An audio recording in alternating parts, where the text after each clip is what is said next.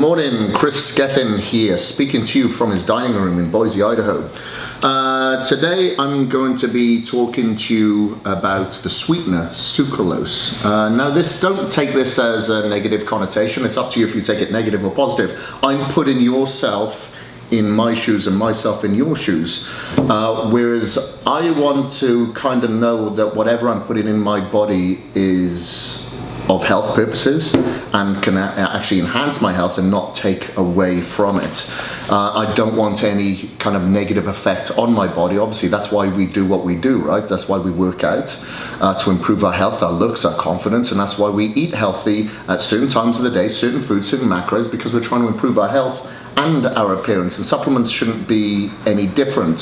So that's why with KAGED Muscle, I built it upon safety and purity and transparency.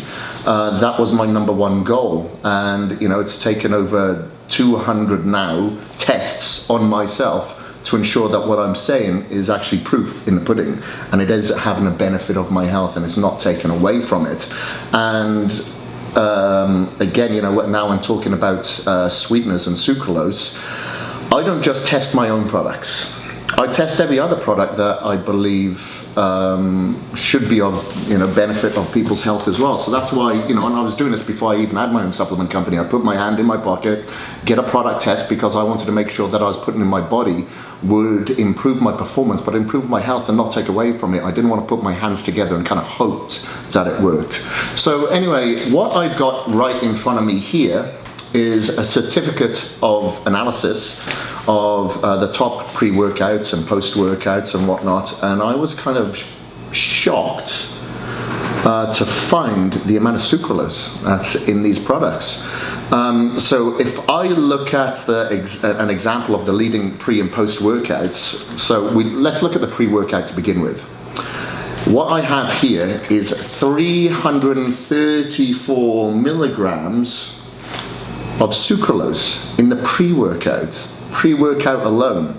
Now keep in mind that the safe amount per day is 400, and in the pre-workout alone you've got 334 milligrams of sucralose. Now just to put that into perspective for you, here's some we prepared earlier. We have approximately 30 packets, which equals 334 milligrams of sucralose. That's in a pre-workout that you're putting in your body every single day. And obviously that adds up if you're using this like 4 or 5 times a week, depending on your split.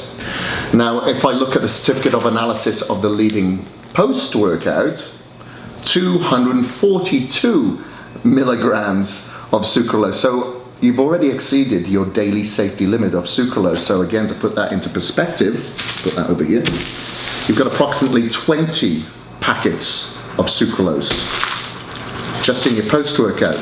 So you're exceeding your daily limits already just by having those two. Basically you're having 576 approximately milligrams, so you're exceeding it by 176. Now, if you're having a post-workout or a protein powder a couple of times a day with adding, just think how much you are putting in your body every single day with those just two products by themselves. So I just feel that, again, this isn't a shot at any product or any brand in particular. I just feel that it's my duty to you to kind of express and tell this to you, because I know in your position, I'd want to know. I'd want to know what the hell I'm putting in my body and if it's going to have a detrimental effect to my health or a benefit to my health. Now, just to give you a comparison now of the amount of sucralose that would be in a KAGED Muscle pre and post, is very, very minimal. And the reason being is that we have the sucralose in there to kind of disguise a little bit of the bitter aftertaste of the stevia that we have within the product. Now, we don't have your general sort of stevia in KAGED Muscle.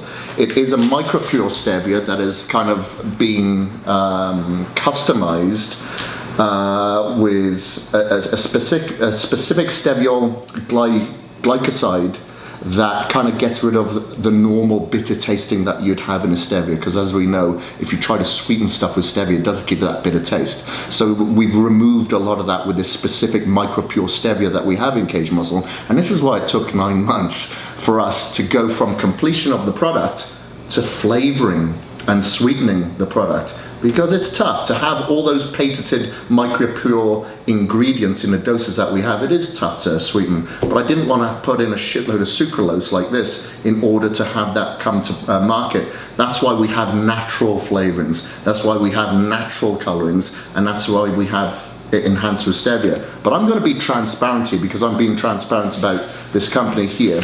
So if we look at this leading post-workout, for instance, you have 240 milligrams of sucralose, as I mentioned, about approximately 20 packets, in comparison to our recaged, which has 55 milligrams, 242 in comparison to 55 milligrams of sucralose. And again, this is naturally sweetened, naturally colored, naturally flavored on top of that.